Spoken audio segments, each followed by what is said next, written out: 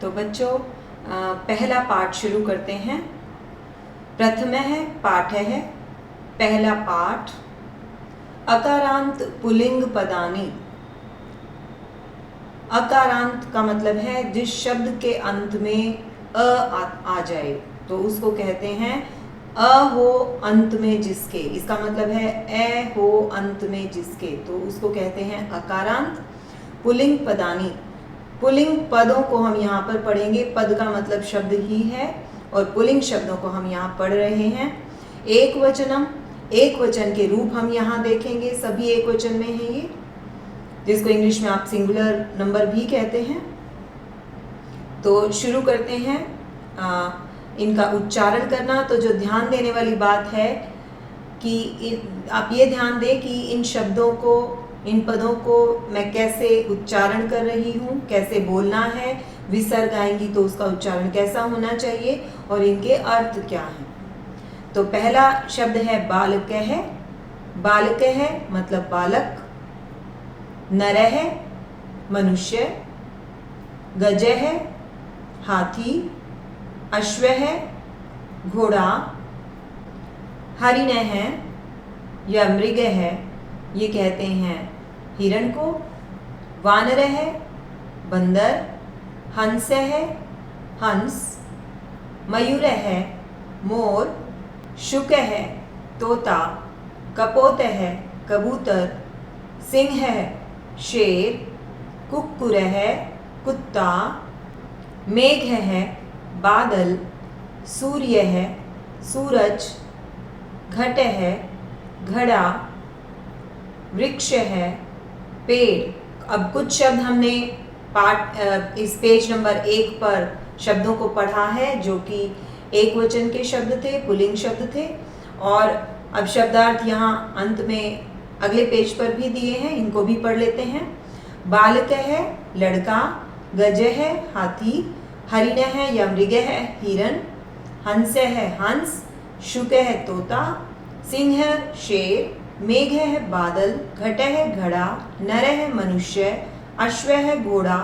वानर है बंदर। मयूर है मोर। कपोत है कबूतर। कुक्कुर है कुत्ता। सूर्य है सूर्य। वृक्ष है पेड़। तो यहाँ इतने सारे शब्द हम पढ़ रहे हैं। तो जब मैं इनका उच्चारण कर रही हूँ, मैं शब्द बोलूँ तो आप मन मन में उसका अर्थ मेरे से भी पहले बोल सकते हैं। तो इससे आपका चेक भी हो जाएगा कि आपको अर्थ पता है या नहीं पता है।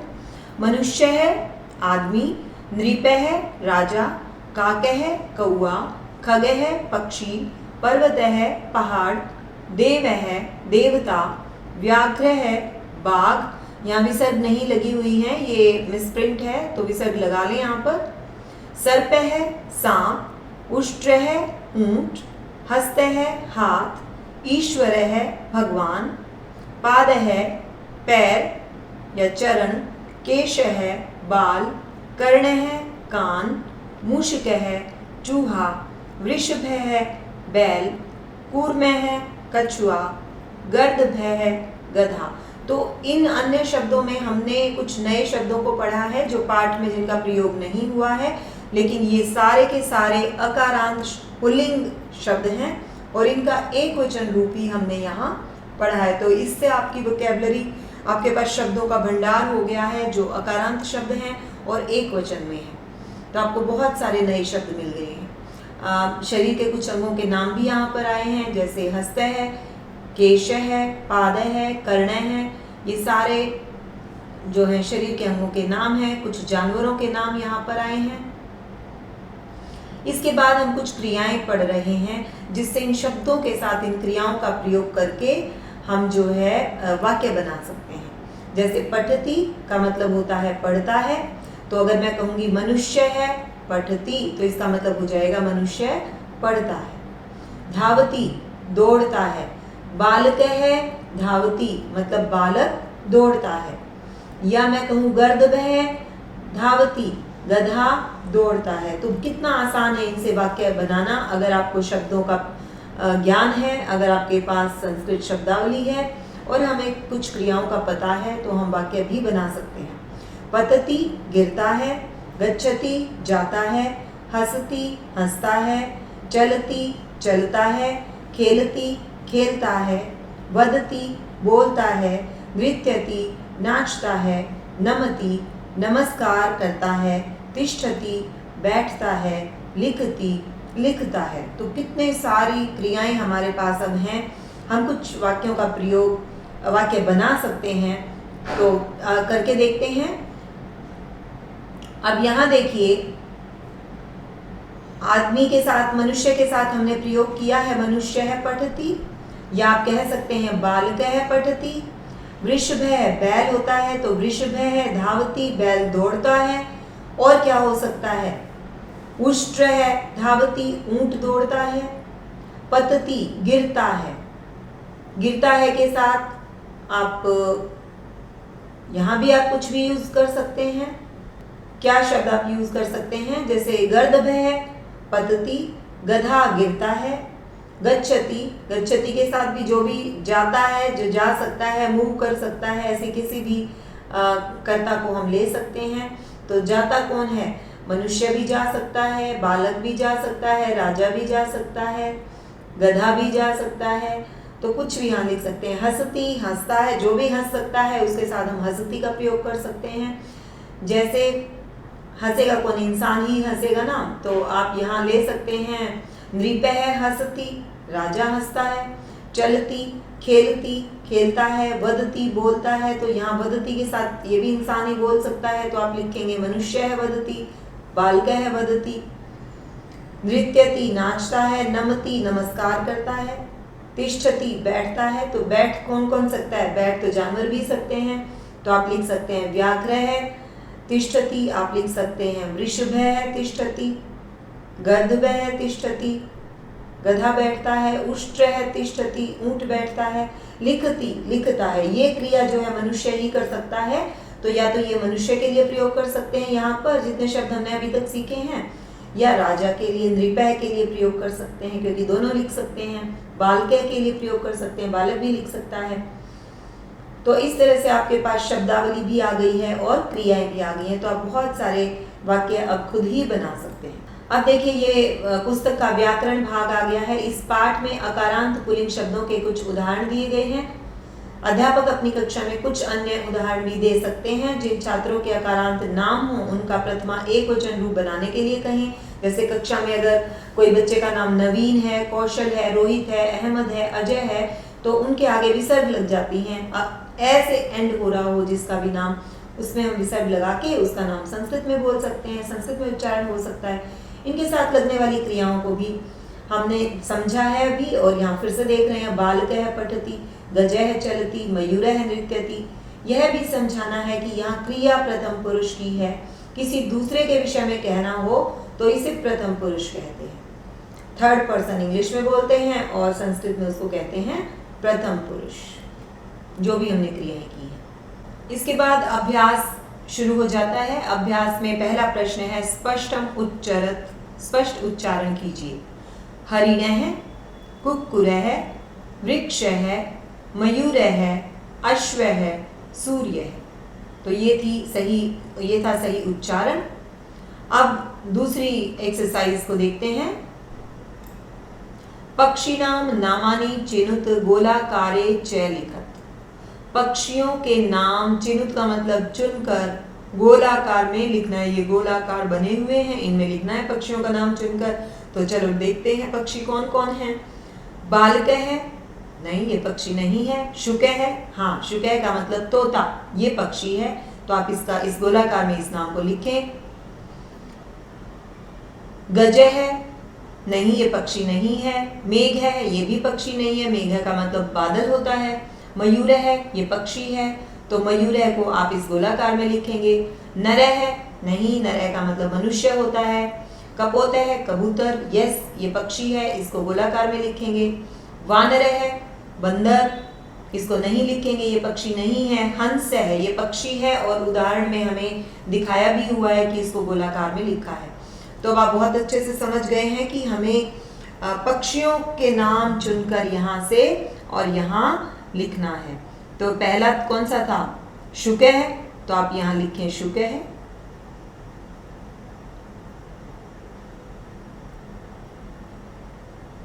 अगला यहाँ पे हमें पक्षी था मयूर है, तो आप यहाँ लिखें मयूर है।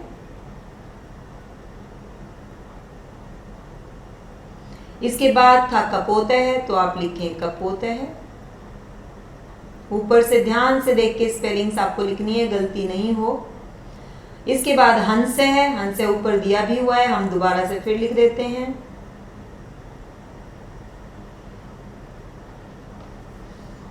तो इस तरह से ये एक्सरसाइज हमने की। अगली एक्सरसाइज देखते हैं। पशु नाम नामानी चिनुत गोलाकारे च लिखत। पशुओं के नाम चुनकर और गोलाकार में लिखने हैं। तो पहले पशुओं के नाम देखते हैं कौन कौन से हैं। नर है, नहीं। गजय है, हाँ ये पशु का नाम है। गजय का मतलब हाथी, तो इसको गोलाकार में लिखेंगे। मेघ है, मेघ का मतलब तो बादल होता है, ये पशु का नाम नहीं है। अश्व है, अश्व का मतलब घोड़ा, ये पशु है, इसको गोलाकार में लिखेंगे। घट है, घटय का मतलब घड़ा होता है, ये पशु नहीं है। कुक्कुर है, कुत्ता, इसको गोलाकार में लिखेंगे। मयूर है, ये पक्षी है, इसको नहीं लिखेंगे। सिंह, ये जानवर का नाम है, इसको लिखेंगे सिंह। सूर्य है, ये सूरज होता है, इसका मतलब ये पशु नहीं है। वानर है, ये पशु है, इसको हम यहाँ लिखेंगे गोलाकार में। तो हमें गोलाकार में किन किन शब्दों को लिखना है हमें पता लग गया है। तो चलिए लिखते हैं। पहले हमें लिखना है गजय है। अगला हमें लिखना है अश्व है। इसके बाद हमें लिखना है कुक्कुर है। तो जब एक बार आपको पता लग गया है फिर तो बहुत आसान है, फटाफट से लिख देना है। हमें ऊपर से स्पेलिंग्स ध्यान से देख के लिखनी है। उसके बाद हमें लिखना है सिंह।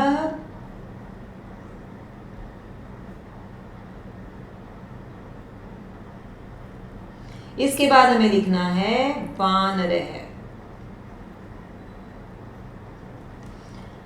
चलिए अब देखते हैं अगली एक्सरसाइज। तो पेज नंबर 3 तक हम कर चुके हैं।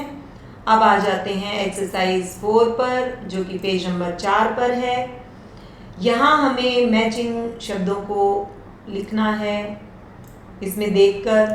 तो एक्सरसाइज 4 में क्या कहा गया है। चित्रैः सह पदानि मेलयत। चित्रों के साथ पदों को, शब्दों को मिलान करना है। जैसे एक उदाहरण हमें दिया हुआ है, ये मनुष्य है और मनुष्य के लिए संस्कृत में शब्द नरः होता है, तो इसके साथ मैच किया गया है। ये पेड़ दिखाई दे रहा है, पेड़ को हम संस्कृत में कहते हैं वृक्ष है। चलो ढूंढते हैं इसको, कहाँ है वृक्ष है, ये रहा वृक्ष है। तो इसको आप मिलाएंगे इधर वृक्ष के साथ। आगे हंस दिखाई दे रहा है, हंस ढूंढे इधर किधर है, ये रहा हंस, तो इसको मिलाएंगे ऊपर पहले शब्द के साथ। इसके बाद है घड़ा, घड़े को कहते हैं घटे है, घटे को मिलाएंगे यहाँ देखिए आखिरी में ये शब्द लिखा हुआ है घटे है, तो इसको मिला दीजिए इधर। इसके बाद हिरण दिखाई दे रहा है, इसके सींगों से हमें पता लग रहा है कि ये हिरण है। हिरण को कहते हैं मृग है, तो इसको मिला दीजिए मृग के साथ। इसके बाद सूरज दिखाई दे रहा है हंसता हुआ, स्माइल करता हुआ, तो सूरज के लिए हमारे पास शब्द है सूर्य है, तो इसको यहाँ मिलाएंगे। इस तरह से ये एक्सरसाइज हमने कंप्लीट की।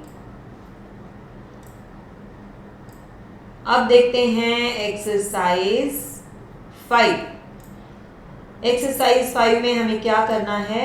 उदाहरणानुसार वर्णानि संयोज्य पदानि रचयत। उदाहरण के अनुसार वर्णों को जोड़कर, वर्ण संयोजन करके हमें शब्द बनाने हैं, पद बनाने हैं।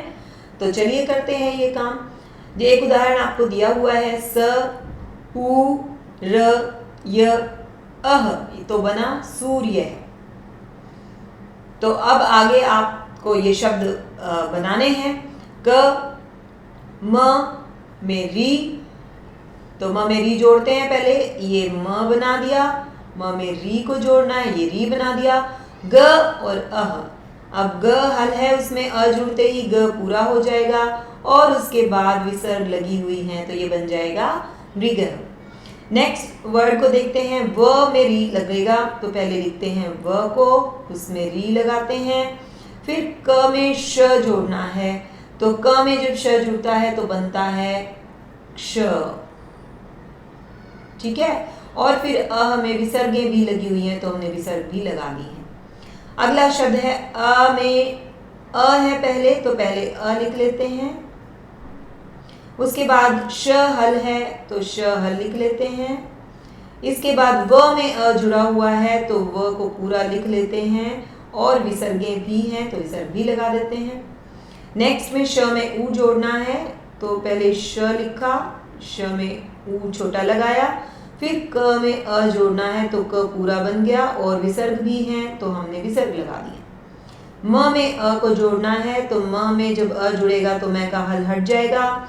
य में ऊ को जोड़ेंगे, तो य में और बड़ा ऊ जोड़ना है मुझे, तो बड़ा ऊ की मात्रा लगा दी है। र में अह लिखना है, तो र में अ जुड़ेगा तो पहले र बनेगा पूरा और फिर अ की विसर्गें लगा दी है मैंने, तो ये शब्द बन गया है मयूर है। तो ये एक्सरसाइज 5 हमने कंप्लीट की। इसके बाद 5वें एक्सरसाइज का आ भाग भी है, जिसमें वर्ण विन्यासम उदाहरणानुसारम पूरयत। वर्ण विन्यास को उदाहरण के अनुसार पूर्ण कीजिए। आपको एक उदाहरण दिया हुआ है, क्या करना है, कैसे करना है। वृक्ष है, अब हमें क्या करना है, वर्णों को अलग अलग करके लिखना है। मृग है, तो मृग में आप देख रहे हैं म जो व्यंजन है वो हल के साथ होता है हमेशा, और उसमें क्या लगा हुआ है, उसमें री लगा हुआ है, तो हम री बनाएंगे। आप देख सकते हैं ऊपर प्रिंट कैसे बना हुआ है, हम भी वैसे ही बना देंगे। म में री, ग और अ दिया हुआ है आपको। मृगः, कपोतः को पूरा करना है, एक लेटर मिसिंग है जो हमें भरना है। क में अ जुड़ा तो क बना। प में ओ जोड़ेंगे, प में ओ कैसे जोड़ेंगे, प में ओ ऐसे जोड़ेंगे तो पो बनेगा। त और आगे दिया हुआ है। कुक्कुरह में क में कौन से ऊ की मात्रा है, छोटे ऊ की मात्रा है, तो छोटा ऊ लिख देंगे। कु हो गया, फिर आधा क, ये आगे कंप्लीट किया हुआ है। घटह में घ घ बन गया, और ट में आगे क्या जुड़ा हुआ है, अह विसर्गों के साथ। तो इसके आगे देखिए चंद्र है, च में च, आधा न हल है। फिर द में क्या जुड़ा हुआ है, द में र जुड़ा हुआ है, र हल है ये भी, ठीक है। तो र में हल लगाएंगे और उसके बाद अ से ये पूरा बन जाएगा चंद्र है। तो इस तरह ये आ भाग भी हमने कंप्लीट किया। 6 एक्सरसाइज देखते हैं। चित्रम दृष्ट्वा संस्कृते लिखतः। चित्र को देखकर संस्कृत में लिखिए, एषः कः अस्ति, यह कौन है। शेर दिखाई दे रहा है हमें क भाग में, तो हमें क्या लिखना है, यह कौन है, कुक्कुरः है या सिंह है या मृगः है, कौन है, सिंह। तो ये सही आंसर है। तो हमें यहाँ जो हमें खाली जगह दी हुई है, हम इसको कंप्लीट करते हैं। इसको लिखेंगे सिंह, ठीक है। अब आगे देखिए, ख भाग में ये बादल दिखाई दे रहे हैं। बादल को क्या कहते हैं संस्कृत में, इसमें 3 शब्द दिए हुए, इनमें से ढूंढना है हमें। चंद्र है, सूर्य है, मेघ है। क्या है ये मेघ है, तो हम यहाँ पर लिख देंगे मेघः, ये वाला ऑप्शन सही है। ग भाग में देखिए, हमें यहाँ कबूतर दिखाई दे रहा है। कबूतर को क्या कहते हैं, कपोतः, चटका, शुकः, तो इसको कहते हैं कपोतः।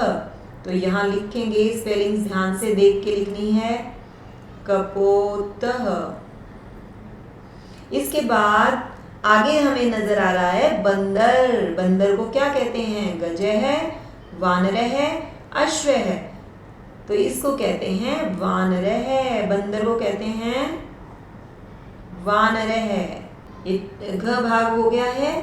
अभी एक और भाग मुझे दिखाई दे रहा है यहाँ पे जो हमें करना है। तो ग भाग में है, ये एक तोता दिखाई दे रहा है, इसकी चोंच लाल है, देख सकते हैं आप। तोते को क्या कहते हैं, हंस है, मयूर है, शुक है। मोर ये तोते को कहते हैं शुक है। तो यहाँ लिखेंगे श में छोटा ऊ, मात्राएं ध्यान से देख के लगाएं और विसर्ग शुक है। इसके आगे देखते हैं, चित्रम दृष्ट्वा उदाहरणानुसारम लिखत कः किम करोति इति। कौन क्या कर रहा है। हमें यहाँ इस टेबल में, ये टेबल बनी हुई है, मंजूषा कहते हैं टेबल को संस्कृत में। मंजूषा में ये वाक्य दिए हुए हैं। यहाँ पिक्चर को देख के, फोटो को देख के हमें सही वाक्य ढूंढकर उसके सामने लिखना है। एक उदाहरण दिया हुआ है, आपको हाथी दिखाई दे रहा है, तो हाथी के लिए कौन सा वाक्य है इसमें से वो लिखना है। तो आप देखिए कौन सा लिखा हुआ है, यहाँ नहीं है, ये एग्जाम्पल है, उदाहरण है, इसलिए नहीं दिया हुआ है ऊपर। तो गजह चलती, हाथी चलता है। तो ऐसे ही बाकी वाक्य हमें लिखने हैं देखकर।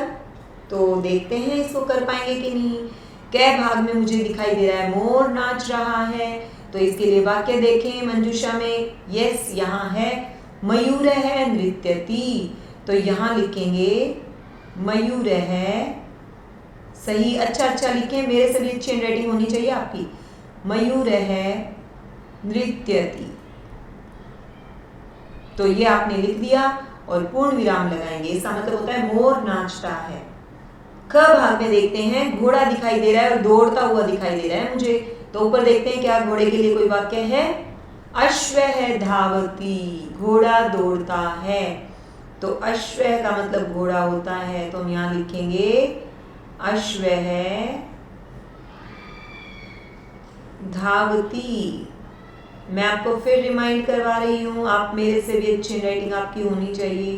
तो अच्छा लिखें, धावती पूर्ण विराम आएगा, अश्व में विसर्ग आएंगी।